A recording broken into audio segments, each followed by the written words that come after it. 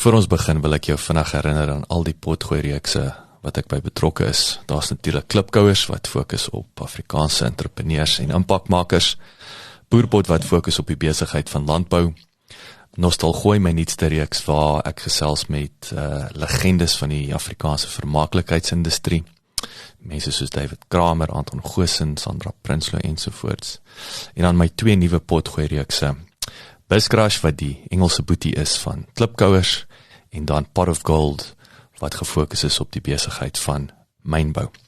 As jy in Pretoria is, kom maak gerus 'n draai hierop by ons plek in die R21 Corporate Park, genaamd Bouma at 21, waar ons 'n café het, ons het coworking space, ons hierdie raadsaal uit en my atelier is hier. So, as jy is, kom drink gerus 'n koffie en kom sê hallo. Nommer 7 Media Produksie.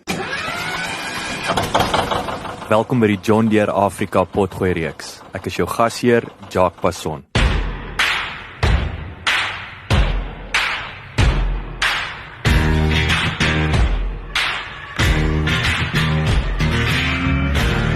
Met 'n geoktroeerde rekenmeester as pa was Johan Vos as kind 'n dorpsjapie wat danksy sy ma, wat 'n plaas geërf het, van jongs af 'n passie vir boerdery ontwikkel het. So passievol was Johan daaroor as tiener, dat hy smiddag na skool uitgedraf het, plaas toe en terug, net om vir 'n paar uur te kon boer. Vee was nog altyd sy groot liefde, maar milies het noodsaaklike diversifikasie gebied, soos die besigheid uitgebrei. Johan het ook 'n meel op die plaas bedryf, maar die het uiteindelik toegemaak na mate die administrasie daarvan en spesifiek geldinvordering die aandag van sy boerdery begin aflei het. Lekker leer en lekker luister.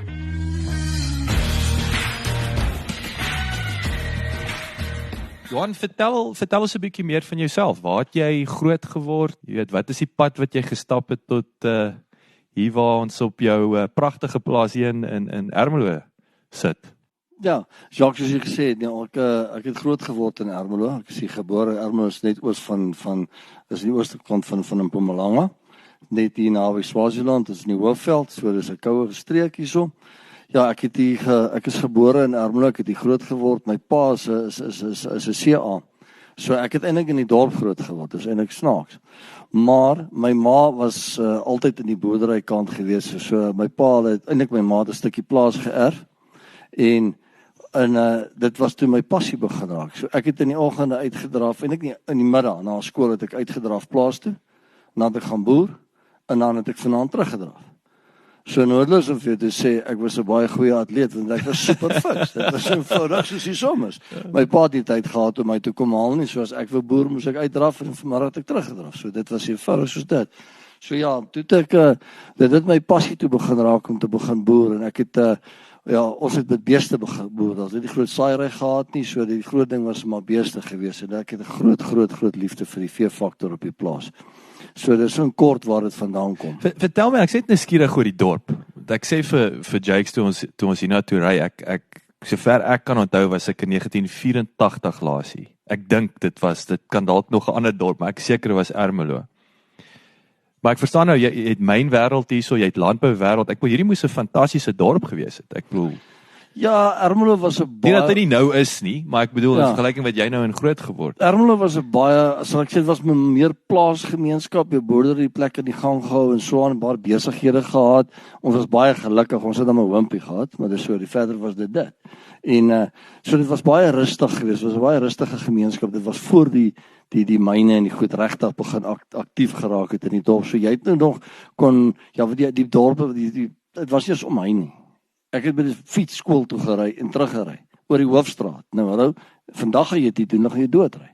En ek het, soos ek sê, ek het uitgedraf plaas, dis met die hoofpad uit, en jy het nie, daar was nooit 'n probleem gewees. So dit was eintlik baie lekker, baie rustig kinderjare.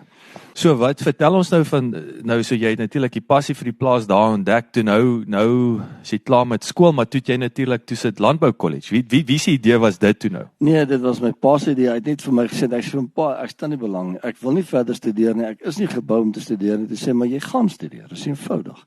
So nee, en dit was vir my natuurlik baie positief. Ek is baie bly ek het dit gedoen. Ja, ek was op landbou college, sê Glen Landbou College daar by te kan Bloemfontein. Dit was as ek sê maar in Engelse woorde sê, is 'n eye-opener gewees. Die ou besef nie jy word in hierdie klein wêreldjie groot, jy het eintlik oogklappe aan nie. En toe ons nou daar kom en hulle begin ons leer 'n bietjie weier sien en jy ontmoet mense van ander wêrelde en ander streke, dan raak dit nou vir jou baie lekker. En ja, wat vir my nou baie hartseer is dat colleges nie meer is wat dit was nie. Want ek dink daar's baie ouetjies wat soos ek was vandag nog wat nie eintlik universiteit toe wil gaan nie, maar hy soek 'n geleentheid net om 'n bietjie sy visie, sy brein oop te maak en verder te kan sien wat aangaan in die lewe. Ek dink daai ek het nou genoem, ek het 'n neef wat 'n dosent is by Glen al die jare en dis weer maar die manne maak hulle hande vuil, nee. Dit is daai ek wil sê dis die praktiese leerskool. Dis nie teoretiese nonsens nie. En ek dink dit is seker vir ouetjie wat wil net daai sterk wat nie noodwendig op 'n plaas groot geword het selfs as hy daar gaan swat. Ek weet nie nou nie, maar daar's jy stap 'n bietjie slimmer daar weg en as wat jy andersins sou. Ja, verseker. Ek bedoel soos wat ons gedoen het, onthou, dis nou in die Vrystaat wat ek gaan studeer het. So ons het glad nie by Hoofveld plant in die koring. So ons moet self gaan proewe plant het. En ek bedoel jy dryf die trekker, jy gooi die flippend saad en jy gooi die kunsmis in. En so dit was eintlik so 'n halwe kompetisie geweest want ons is in spanne opgedeel. So dan dit was eintlik groot vet pret en dit was baie lekker. So ons dit het daai praktiese gedeelte, ons het engines oor gedoen. Ons het die werkings van 'n stroopel gaan sien en nie in die boeke nie. Hulle het jou gaan wys hoe werk die ding op grondvlak. En dit maak 'n groot verskil in die lewe. Waar is jou beste landbou colleges nou in Suid-Afrika? Het jy 'n idee? Ek bedoel, wat staan uit?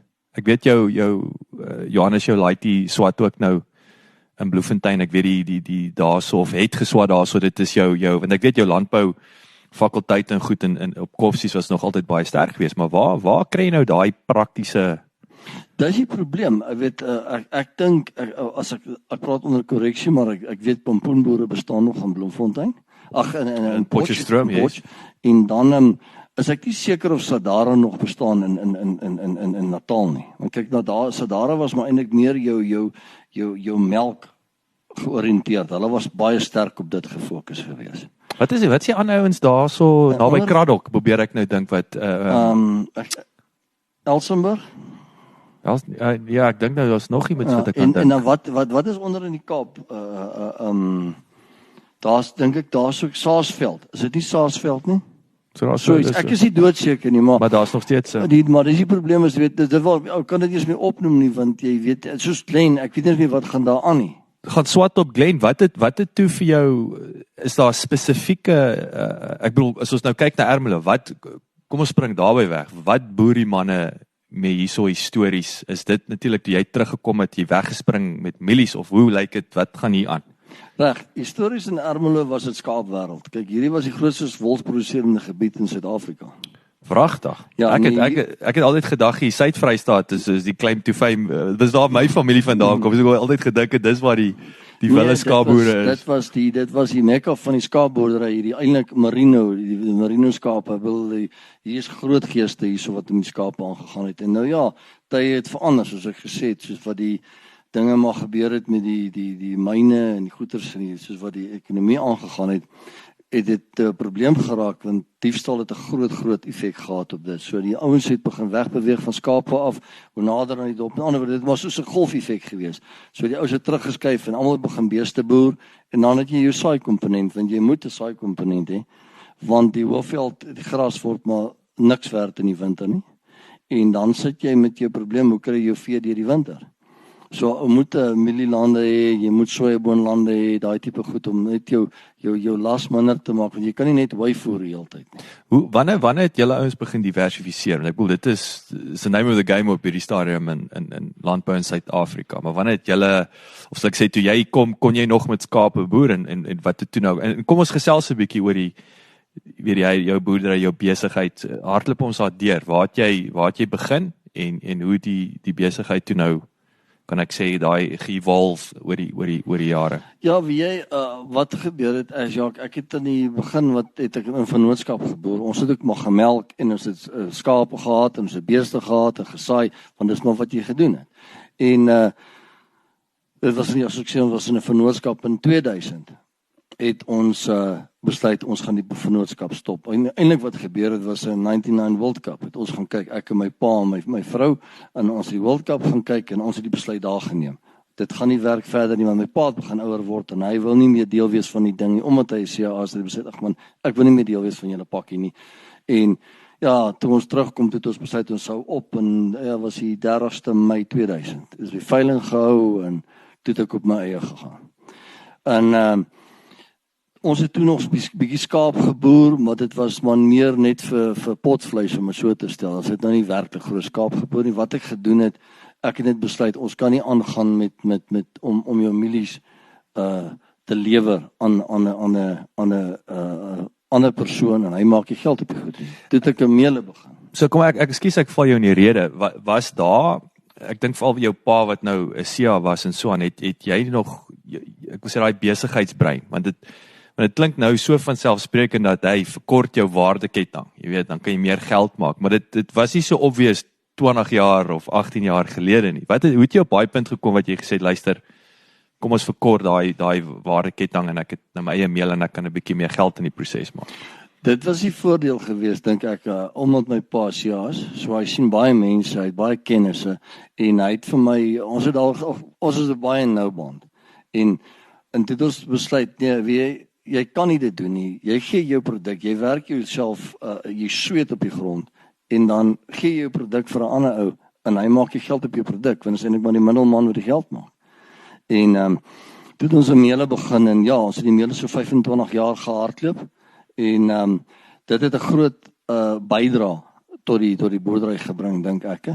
Hy het sy uitdagings. Dit is verseker. Kom ons saak gou daar vas. So wat verduidelik vir ons 'n bietjie die mechanics sê van 'n meele. Wat terme van kostes, is daar sekere grootte, wat moet jy alles of wat moes jy in ag neem om hierdie meele te begin en dan weet wat kos so ding en dan verduidelik 'n bietjie meer van die, jy weet, so ek sê daai die besigheidsmodel van 'n meele.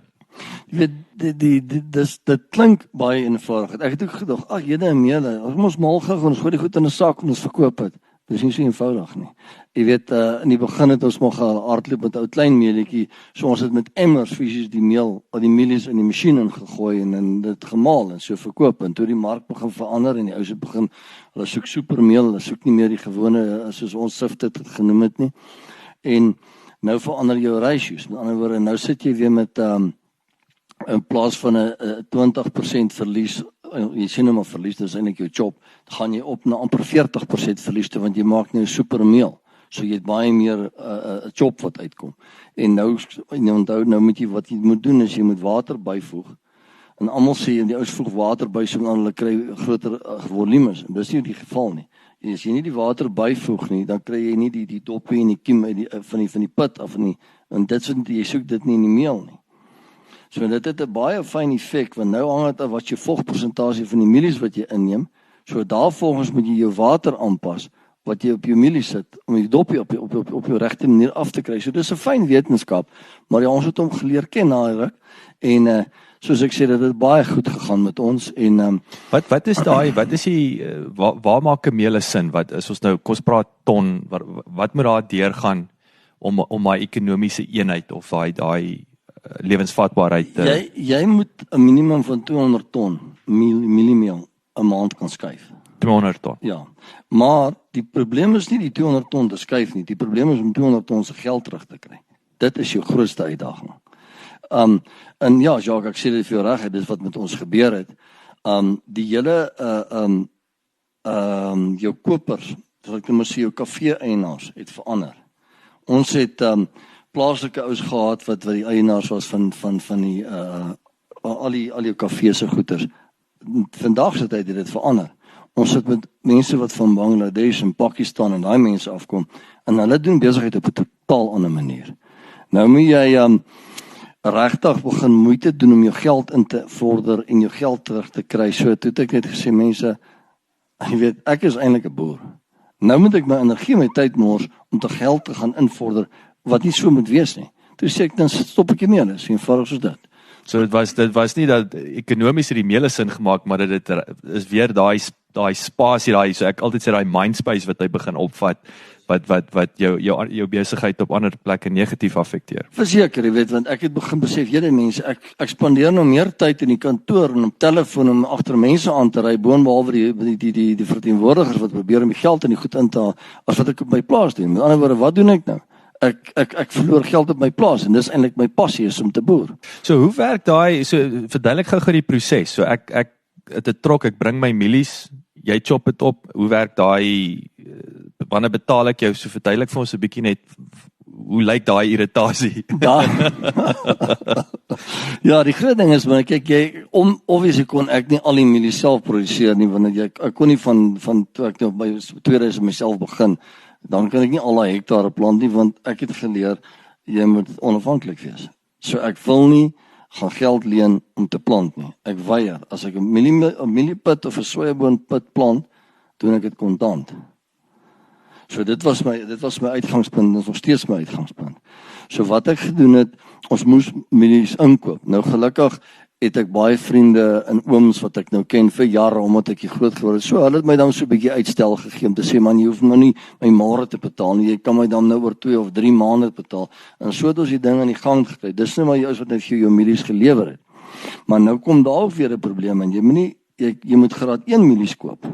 Jy kan nie graad 2 mielies koop nie, want as jy graad 2 mielies, dan word jou persentasie wat jy weggooi wat nou chop is, net eenvoudig meer, want anders dan word jou verliese eintlik meer. En dis jou groot probleem. En dan moet jy kyk na jou pitgrootte wat jy inkry. En as jy 'n klein pitjie inkry, dan het jy minder vleis, dis half logies. Dan kan jy minder meel. Dieselfde werk vir 'n kleiner uitset. Dis reg, dan kry jy minder meel uit. Jy weet, so dan gaan daai masjiene gaan nou deur die voorskoonmakers van dit moet skoon gemaak word en so aan, en dan gaan dit deur jou benattingsmasjiene. En na die benattingsmasjiene gaan dit deur die determinating plant. En dan gaan dit deur die kiemplant tot dit afval, dan gaan dit deur die chopplant en dan kom dit deur jou meele. En dan moet jy vitamines byvoeg en dan word hy versak. So en dan kan jy nie te vinnig laat in die sakke ingooi, want hy moet eers 'n mate van afkoel. Want anders te word hy warm in die sak, dan mif hy net weer in die sak, dan het jou raklewe minder. So dit is daar's 'n paar goedjies wat jou nederig hou met 'n meele so. Maar jy toe, en ek bedoel ek haal my hoed af, is nie aldag wat ouens net duidelike lyn trek en sê luister, hierdie ding, so jy sê dit trek my aandag af van wat my ware passie is en my brood en botter van my besigheid nie. So kom ons praat, dus jy's nou klaar met die meele, het jy hom toe nou verkoop of wat? Wat is gedoen het nou saam met die meele, ja, en nou moet ek vir jou bysê, Jacques, dit is met groot genade van bo af wat ons dit reg gekry het. Ons het begin, ons het ons eie skale opgesit, ons het silo's opgesit, want jy moet jou goed kan berg. Jy weet met jou mielies, dit maak nie sin om dit in die dorp te gaan berg by 'n koöperasie nie. Dan betaal jy stoorgelde en berokingsgelde en jy kry nie die mielies wat jy gelewer het, kry jy nie terug nie. So sit jou eie goed op. So ons het 'n totale infrastruktuur daar gehad of nie gehad en nog steeds het wat al die goeders om jou hele mieliemeel te kan hanteer of die mielies te kan hanteer. En nou ja, so ons het toe nou besluit, sit die masjien af. Jy sou hoor ek praat die hele van ons. Want wat gebeur het, my seun het plaas toe gekom en ons boer saam. Dit is nie ek nie, dis ons. So toe het ons die meele toegemaak en die masjiene is verkoop. So wat nou eintlik wonderlik werk, ons gebruik daai hele stoorruimte van 2000 vierkante meter. En so daai stoorruimte gebruik ons al ons saad wat afgelaai word, die chemie wat afgelaai word, die kunsmis wat afgelaai word, daar afgelaai. Onthou, daar's kameras op, daar's sekuriteit, alles. Infrastruktuur is so al die infrastruktuur is daar. So dit werk eintlik vir ons nou wonderlik. So as iemand wil iets aflaai, dan moet hy een van ons kry dat ons hom kan gaan oopsluit en dan word alles op kamera ook vasgesoos. Niemand kan indoen op die ding. Sure, okay, ja. So dis ek wil sê dis soos 'n repurpose van die meele. So kom ons self, so klaar met die meele besigheid, nou stoorkamer. Terloops, net vinnige laaste vraag oor die meele. Toe jy nou waar jy nou jou eie mielies en jou eie meele lewer. Wat is daai ekstra geldjie wat jy maak nou om ons kom nou terug na daai waardeketting wat verkort word. Hoe lyk daai sommetjies? Man, ek en jy nogal lank besig om daai sommetjies weer te verduidelik en alles en nee, jy maak geld.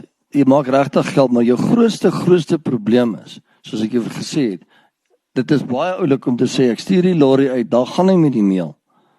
Jy moet die geld terugkry. So dis maklik om hier te sit en die som te maak. Op papier werk hy wonderlik, maar die geld moet in die bank En dis die ding, en baie goedjies, almal kom hier aan met allerlei mooi modelletjies en goedertjies, want as jy sê hoe jy ding moet doen.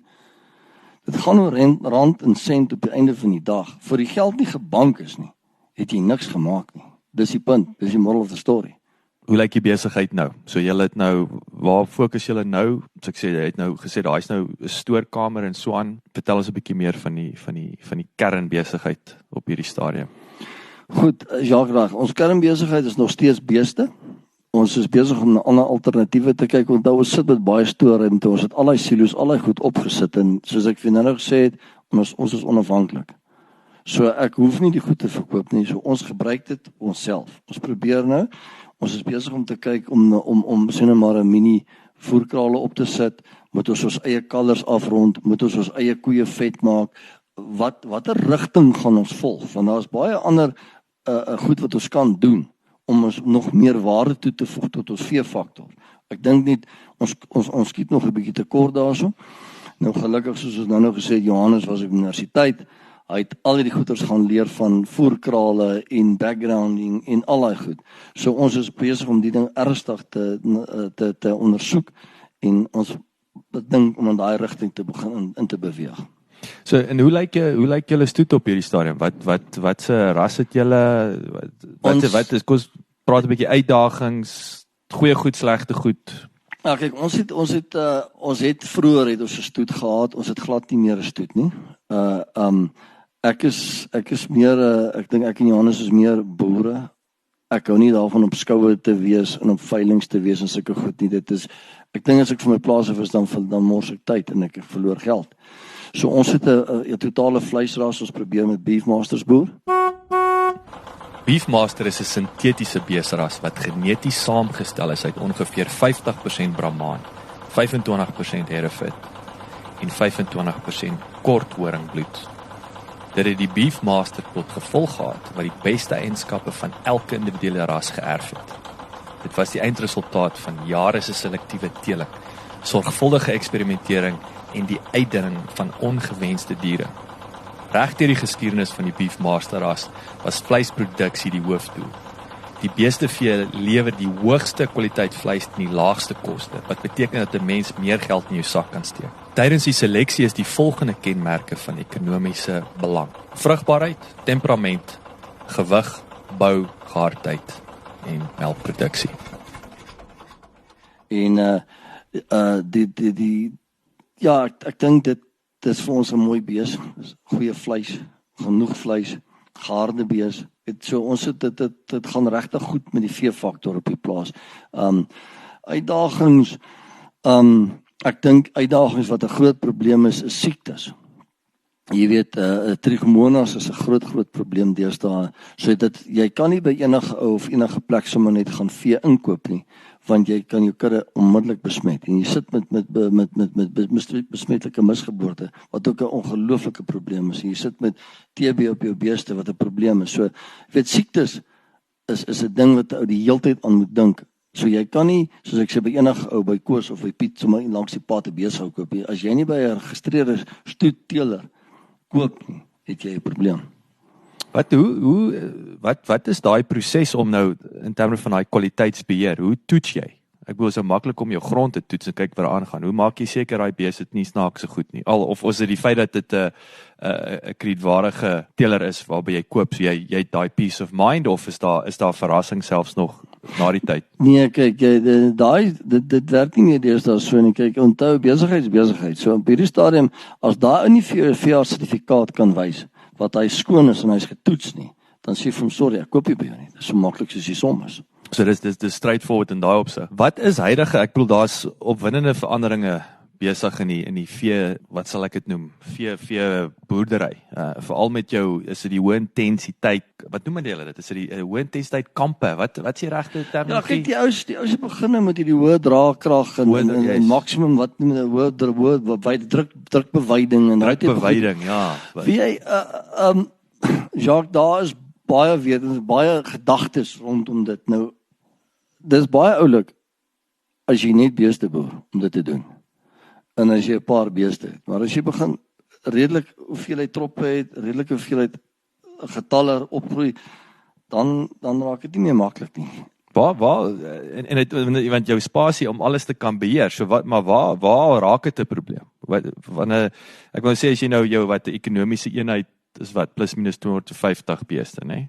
Min of meer, of wanneer raak dit problematies? Ek dink, soos ek sê, as jou getalle begin hoër raak, want onthou nou wil jy begin elke 2 ure of elke 4 ure of wat ook al, moet jy nou 'n draadjie gaan skuif. Wie is die mense wat dit gaan doen? Ek bedoel, hallo, dis waarom ek sê, as jy nou 20 beeste of 100 beeste het, is dit nog seker doenbaar. Maar as jy begin getalle het, dan jy kan nie, dan boer jy ekstensief met 'n beeste, soos jy dit doen. En dis maar wat ek en my seun glo, ons hou daarvan 'n bees moet kan loop, hy moet kan eet, hy moet kan flip en loop na die water toe, na die soutbak toe, en hy moet sy gras gaan eet. Hy moet nie net daar lê in die klein stukkie eet nie, want dit gaan ook maar oor jou veldbestuur en daai tipe goed. En dan ons probeer om 'n goeie gesonde bees daar te sit. Met ander woorde, ons probeer nie hierdie wat die steroïde en daai goeters. Ons voer glad nie volg nie daai roete nie. Ons probeer hom so natuurlik as moontlik groot maak. So dis nou 'n belangrike punt wat jy daar maak, Johan, julle organiese beweging en goed. Wanneer word daai bees as suiwer organies beskou? Of hoe naby is julle aan organies? Dis ook nou 'n baie fyn veld wat jy nou van praat, want daar's ouens wat glo jy mag die bees glad niks inspuit nie, jy mag nie dit nie. Nou ongelukkig hier by Hoofveld, ons boer, het jy rooi water. En ek bedoel, as daai koei rooi water kry en jy spuit daar nie, gaan sy vrek. Dis eenvoudig soos die som is. So ons moet dip en ons moet en so daai goeders doen ons. Ons voel net nie die roete van hormone en daai tipe goed nie. Om hom nou vinnig vet te kry of ons doen nie natuurlik groot te kry. Ons doen nie daai nie. En die voerkraal is dit weer eens om beheer te hê oor ons praat nou van vet maak. Is dit of is dit weer eens 'n besigheidsbesluit van luister, ons kan ander ouens se beeste hierso nou kyk, maak. Ons kom nou weer terug wat ek dan net vir gesê het. Onthou, oomblik as jy begin beeste inkoop, dan maak jy jou kortrip oop vir siektes en. So ons wil maar eers kyk of ons eie goedjies kan vat en ons eie goedjies waarde toe kan voeg en dan van daar af sal ons dan nou besluit. Jy weet, ou weet nooit nie. Dit is altyd ons grootste probleem. Ons visie is te klein. En dan kom jy daar, dis soos toe ek my eerste silo opgesit het. Toe sit ek 'n 500 ton silootjie op. Toe ja, dis nou great. Nou dit het nie lank gevat nie. Toe besef ek maar dis nou te klein. Toe sit ek 1000 ton op. Toe sê ek, okay, nou is ek seker reg. Toe kom ek agter, maar dis tog te klein. Toe moet ek hom vervang met 1500 en so het aangegaan. So ek dink dit is een van ons grootste probleme is, okay, obviously jy moet die kontant hê. Finansies is 'n groot probleem. En dan jou versienheid kan ook 'n probleem raak. So ja, kom ons kyk by die voerkraal, wat gebeur? Ek sê net, kom ons gaan oor die eerste hekkie. Dan dalk kyk ons na die derde hekkie, dan val ons oor die eerste hekkie. So kom ons gaan net eers oor die eerste hekkie voor ons verder besluit. Wat klink maar die boodskap wat ek hoor by jou is weer dis geduld. Dis daai een trekkie op 'n slag, toets hom, kyk wat werk, pivot as jy moet, as wat jy net in 'n ding instorm en jy sien jou ding is. En natuurlik die kontant, ek het nou die dag toe ek sou aan reis gewees, toe gesels ek gaan nou nie oom se naam noem nie. Maar toe ons by 'n Standard Bank funksie. En toe lag hy, toe sê hy nog vir my, hy is nie seker, is 'n ou koshuispel vir my se pa. Toe sê hy vir my nie, hy weet nie wat hy daar doen nie, want hulle maak nie, die Standard Bank maak nie geld uit hom uit nie, want hy boer cash. En hy sê toe, hy reken daar's dalk 5% ouens in die land wat kontant kan boer, nee. So dit is 'n as jy daar is dit ek wil sê dis indrukwekkend, nommer 1 en nommer 2, dit maak absoluut ek wil sê as jy jouself wil verskaans in landbou of in boerdery, dan is kontant the name of the game, maar ja, dis makliker gesê as gedaan. Nee, verseker, dis wat regtig ek en Johannes is ons uitgangspunt. Ons probeer so ver moontlik alles kontant doen. Dis nie altyd moontlik om byvoorbeeld 'n masjinerie kontant te koop nie. Dit het net so belaglik duur geword, jy kan nie. As jy grond bykoop, moet jy maar by jou bank gaan laat hulle jou help om die grond te koop. Dis obvious. Maar ek praat van die normale goeders, die normale insette en daai goed doen ons kontant. En ek bedoel, as ons nie geld kontant het om 100 hektaar te plant, dan plant ons 90 hektaar, maar ons sal dit kontant doen. Dit is ongelukkig moet jy daai selfdissipline hê, want ek dink die ouens jaag hektare en hulle jaag hulle self in die moeilikheid in. Want kyk, dit gaan nie vir ons oor maksimum tonne op 'n hektaar nie. Vir my gaan dit oor maksimum wins per hektaar. Kom terug na die geld in die bank. Dis die geld in die bank. Waar daai is dit weer eens 'n ding. Ek dink dit klink vir my kom terug aan jou pa wat nou 'n nommerman was. Jy weet, 'n numbers man. Maar as jy kyk nou vandag, Johannes wat nou hier sit saam met ons met die geswat het, fokus hulle op hierdie tipe van ding. Is dit daadwerklike skuif gekom dat ouens moet wakker wees vir. Maar dit voel nie vir my dit was jare gelede die geval nie, maar daar's te veel ouens wat nog daai klassieke foute gemaak het en maak. Ek dink verseker so. Ek dink ja, ek moet versigtig wees wat ek sê, maar die ouens raak meegevoer en ek dink baie ouens se groot probleem in hulle lewens is hy kyk wat sy buurman doen. Jy moet jou buurman vergeet. Jy moet kyk wat jy doen. Soos ek my seun geleer het, ek sê daai kant van die draad kan hy ou doen net wat hy wil. Dit pla my nie 'n duit nie, maar die kant van die draad, dit pla my verskriklik wat hierdie kant gebeur.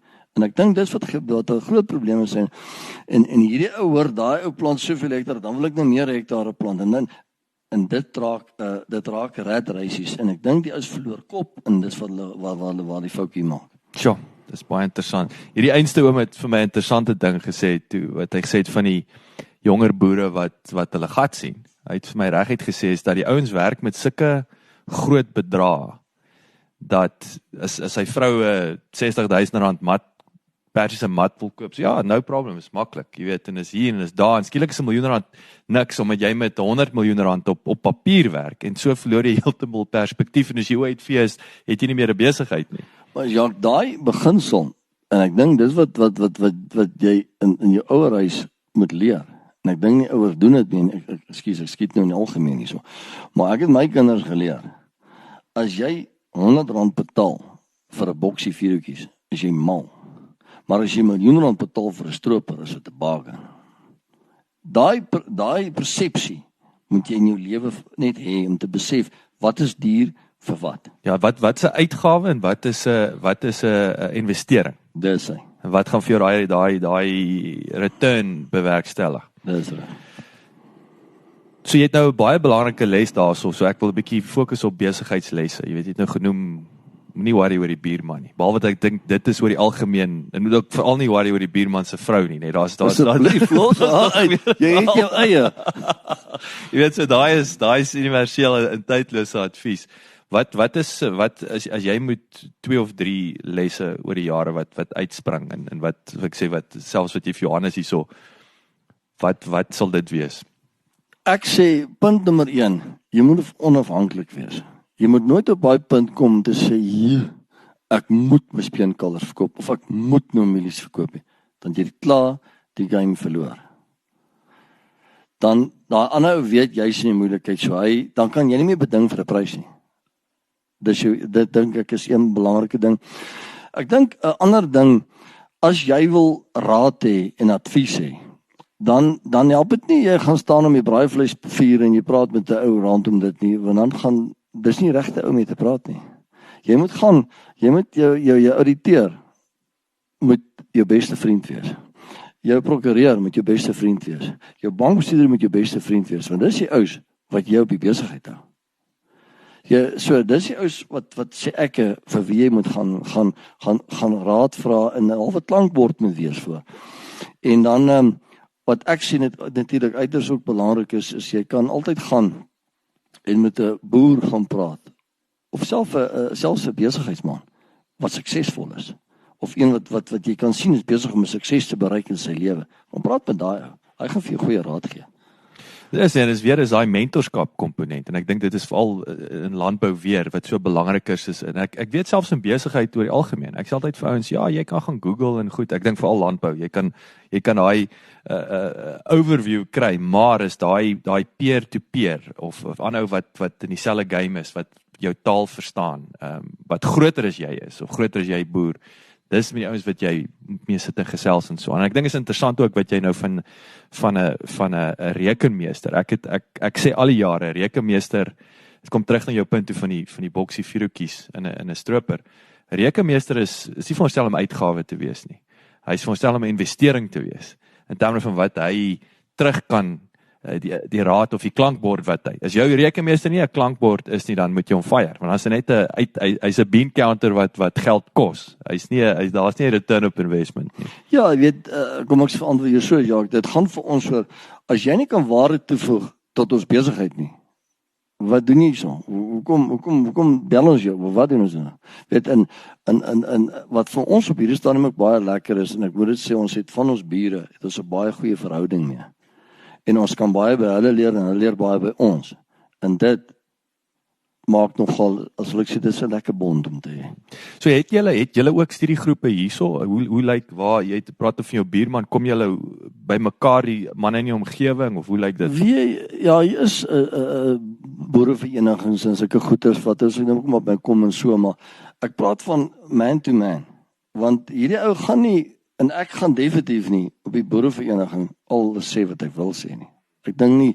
Ek dink dis nie vir almal wat dit nodig het nie, want ons praat van goed wat by ons gebeur, wat onthou 'n ou wat 5, 6, 10 kilos van my af boer, het nie noodwendig dieselfde grond as ek nie. Maar ek en my buurman is baie na mekaar, jy sien. So is weer daai klankbord komponent. Dis reg. So dit sluit nou baie mooi aan en dis die laaste ding wat ek wil gesels oor is verskaffers. Weet, so jy het nou gepraat van 'n ouens wat waarde toevoeg tot die besigheid. So watter verskaffers of nou masjinerie is, produkte het groot impak op julle besigheid. Ja, weet, ja, dit is 'n groot ding. Dit is ook 'n baie moeilike ding rondom verskaffers. Maar dit gaan vir ons, is dit basies 'n besigheidsbesluit wat ons moet neem. Dit gaan, as daai ou nie vir jou kan waarde toevoeg en vir jou kan kennis gee nie, hoekom gebruik jy hom? Ek bedoel, as ek nou kan neem, kom ons gaan nou maar na die saai komponent toe en ons gevat na jou kunsmismense toe. Daai ouens kom uit, hulle neem vir ons presisie ontledings. Hulle skryf vir ons kry ons preskripsiekaarte en daarvolgens doen ons kalk toe. Ons ry nie gaan soek die goedkoopste kalk en gooi 'n flat rate uit en daar gaan ons aan nie. Jy mors geld. Jy moet die regte kalk vir die regte. Met ander woorde, dit help jy ry 'n Toyota bakkie en jy gaan sit vir hom 'n Nissan 1400 se bande op nie. Want dis wat jy doen. Jy maak droog. Jy moet die regte goed vir die regte plekke aanwend. So dis wat die kunsmismense aanbetref. En gaan oor dan nou jou obviously jou plantmengsels en daai goed. So hierdie ouens het 'n hulle kom sit hier by ons en ons spandeer 'n dag om hierdie goed uit te werk. Wat gaan die beste wees? Wat gaan ekonomies die beste sin maak vir wat ons wil doen? Vir watter tonne beplan ons? Watter tonne mik ons voor? Jy weet, so dit is 'n baie fyn wetenskap. En dan kan ons verder gaan. Dan kom jy met jou wat jou chemie doen. Die ou wat chemie moet doen, kom nie hier so sit en verkoop vir jou 'n resep nie. Ek wil flip dit, man, dan gaan koop 'n resepteboek as ek wil een hê. Hy moet kom na my toe en hy moet vir my sê, dis my voorstel. Maar die jaar gaan ons leer wat gaan gebeur. Want onthou, in Ermelo verander die van maand tot maand verander dit. En as ek in Johannes besig is om te plant, het ons die tyd om elke keer terug te gaan en te gaan kyk wat gaan agter met die agterste mielietjies aan of met die soetjies aan, hoe lyk die onkruide en die goed. So hierdie ou moet op my plaas kom en vir my se bel en sê Johannes, het 'n probleem. Hier's onkruid besig om te kom of dit of dat, ons moet spuit of wat ook al. So as hierdie ou nie vir my kan waarde toevoeg en met ander planne na my toe kom en vir my te kan sê, hoorie, hier's 'n nuwe ding op die mark of ons moet dit probeer of dan hoekom sien hy my? En mors my tyd. En so kan ek gaan dieselfde met jou saadmaatskappye. Want nie noodwendig die saad wat by my werk gaan by my buurman of die ou aan die ander kant hom werk nie. So ons probeer hier en daar maar ook proewe plant om te kan sien watter saad teen watter plant digtheid gaan werk vir ons die beste op ons grond. So jy sê daai, en dit is my interessant, daai jou kunsmisverskaffers, jou chemie, daai is, dit voel vir my as ek luister na die ander boere ook, jy weet, dit is 2 belangrike steunpilare op hierdie stadium. En veral met die wetenskap wat drasties verander, en natuurlik jou verskillende, die saad, nee, dit is hoe dit verander en beter en sterker word en so aan. So dis kritiese diensverskaffers hierdie. Ja, verseker, jy weet, ou kan baie maklik 'n groot fout maak, veral met chemie. Ou besef nie wat jy kan doen nie. Dit is, jy kan dink jy doen goed, maar eintlik maak jy soveel droog, jy spuit jou eie oes dood, om het so te stel. Jy weet, en selfs met onkruid, as jy onkruid oorgeneem het, het jy 'n probleem. Jy kan 2, 3, 4 ton op 'n hektaar verloor, net deur onkruid.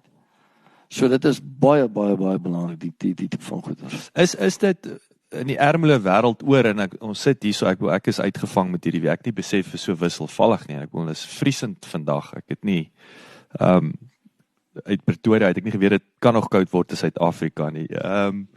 Is dit 'n groot bydraende faktor vir al, weet hierso in julle, die weeromstandighede wat so drasties verander? Het dit groot impak op die, as ons nou kyk na die vee, as ons kyk na die mielies en so aan? Wat is daai uitdagings wat die wisselvalligheid van die weer veroorsaak? Ja, kyk, die weer het 'n baie groot probleem, veral soos nou, weet, dit is warm en dan word dit ewe skielik koud en die ooste weer druk in, en ons noem dit Kiza, dis so 'n motreën wat inkom.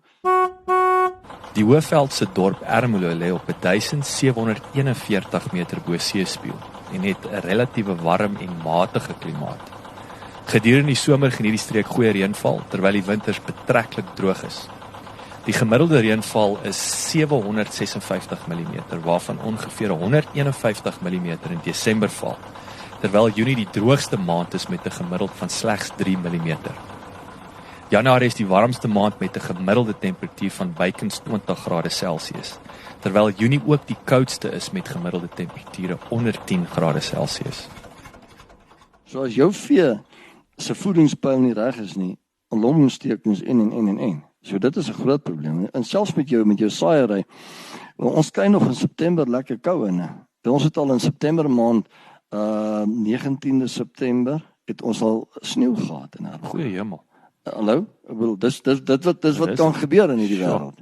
En so die weer is 'n uitdaging, maar onthou, ons kan in die weer niks doen nie. Jy moet maar net aanpas en daarvolgens 'n nuwe planne maak. Ag jou laaste vraag net sluit aan by hierdie weer eens. Wat is huidigelik as jy kyk in Suid-Afrika en so aan, wat is julle grootste uitdagings op hierdie stadium as landboubesighede? Ek dink van ons grootste uitdagings is maar rondom die produk. Jy het jou produk, wat gaan jy met jou produk maak? Gaan jy hom bemark? Gaan jy hom vir jouself verder vat en hom probeer waarde toevoeg tot hom? Goed, as jy hom nou gaan bemark, wat is die regte tyd om hom te bemark? En dan die watter prys gaan jy hom bemark? Jy weet, want dit is faktore wat jy nie beheer het oor nie, want ek bedoel, hierdie ouens speel Safex, so hulle druk jy op en af soos wat hulle lekker kry, so jy kan nie vir jou sê, goed, jy gaan sê net maar R2.500 'n ton kry vir jou geelmelisie. Jy weet nie wat gaan jy kry nie. Dit is wat dit baie moeilik maak. Dis glad nie, en ek is dit wat so lekker is ook van julle besigheid, want met die vee kan jy kan hom opsny en hom direk aan die huishouding gaan lewer. Jy kan jou voerkraal begin en so ek wil sê met vee kan jy die prysmaker word, maar met die mielies is jy die prysnemer, en dit is die gemors op hierdie stadium, veral met die prysnemer kant. Dit is die kan jy sien hoe so iets gaan verander met die tyd? Gaan die en ek dink ook soos kultureel is dit so, nee, die landbou in Suid-Afrika met die groot landboumaatskappye in die middel en so aan, jy sit kom al jou mielies aan gat hulle, nee, dit is gerieflik gewees oor die jare. Kan jy sien hoe dit gaan verander in die toekoms? Ek dink verseker soos as jy nie 'n ander komponent gaan inbring nie, jy kan nie net meer mielies produseer en dink dis waarvan jy gaan lewe nie. Jy moet om waarde te voeg. Het sy deur, kom ek sê net maar hoenders, ekskuus, ek is nie baie mal hoenders nie, maar ons moet af en toe 'n groentjie ook inkry. So hoender of het sy deur 'n bees of varke of wat ook al. Maar jy moet iets anders doen met jou produk doen. So daar's baie navorsing wat ons self as boere nog moet begin doen. Om hier te sit en sê goed, ek plant mielies en ek verkoop die mielies, ekskuus, ek wil nie lelik wees nie, maar ek dink nie jy gaan oor 20 jaar nog op die plaas sit nie. So ja, mielieboerdery in isolasie, sorry. Of selfs net beesboere of net dit, jy sal moet iets anders doen om net jou risikoverspreiding te kan verbeter. En dan net op 'n ligter noot, ek het toe ons nou hier stop, so ek sê jy het 'n pragtige plaashuis en ek het jou plaashuis so bekyk en so ek sê ek het nou met Jake toe ons uitklim, toe sê ek nog ek wonder wie het jou sandsteed. So vertel ons 'n bietjie van hierdie plaas en die plaashuis en die geskiedenis en ek wil wanneer het julle hiernatoe getrek, want jy het vir my hier gewys op waar die meule is, né? Het jy eers daarso? Dis korrek. Ek het daar gebly. Dis nou basies 'n stukkie grond wat my ma geërf het. So sy is ook in daai huis gebore, my kinders is daar gebore. Nee. En toe gebeur die ondenkbare, want my seun kom plaas toe, ons moet uitbrei, ons moet groter gaan en toe kom sit my buurman eenoggend voor my toe sê vir my, Johan, wil jy my plaas koop? Nou, dit is soos 'n bom wat jy my skoot laat bars, want ek en my seun sê, waar gaan ons heen? Ons moet grond kry, ons moet groter gaan. Ons kan nie 2 huisgesinne op hierdie grond hanteer nie. En die skaal van grootte gaan nie werk nie. En hier kom die buurman. En toe gebeur dit en nou ja, dit was vir ons nou 'n as ek nou maar sê eintlik 'n meevallertjie wat ons nou nie beplan het op nie en ons is baie dankbaar daarvoor. So toe kon ons uitbrei.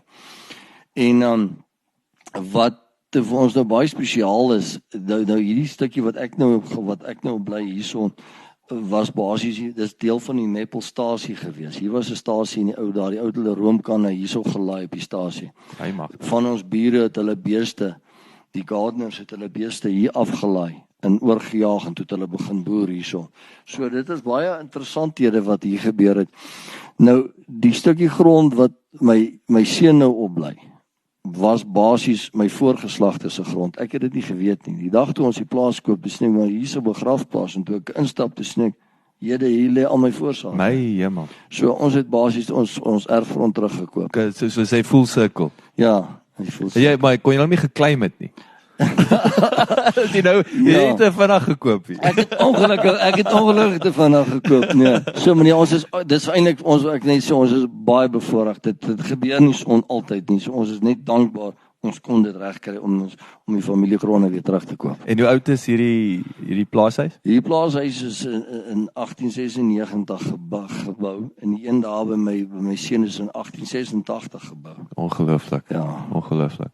Johan, jy's 'n verskriklik interessant ou. Ek kan nog lank hier met jou sit en dit is altyd vir my nice om met ou te gesels en Johan is ook wat 'n mede-oud koffsie is. So ek is onbeskaamdlike trotse Vrystater, maar verskriklik dankie vir jou tyd en ek waardeer dit en so ek sê dit baie lekker met jou gesels. En sterkte met die voel of hierdie jaar oorbegin het hier in die middel. Ek wil nie sê sterk met die tweede helfte nie, dit voel of dit's jy weet, dit is weer Januarie, Februarie, all over again, wil ek sê. Ja, nee, Jacques, baie dankie vir julle moeite en tyd. Nee, ons waardeer dit en ja, ek wil net vir die ouens sê, weet, ou moet net altyd positief bly. Daar is soveel negativiteit.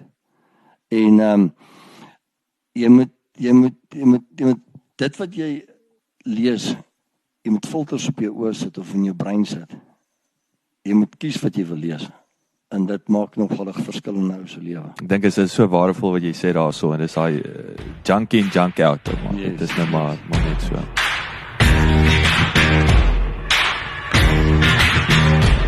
Baie dankie dat jy geluister het. Onthou jy kan die John Deere podcast reeks kry op Apple Podcasts of Google Podcasts, Spotify of SoundCloud. As jy gehou het van hierdie episode en die reeks, asseblief deel dit met jou vriende en familie en ons sien uit en altyd van jou te hoor. So enige terugvoer sal ons op reg waardeer. Laat die wiele rol.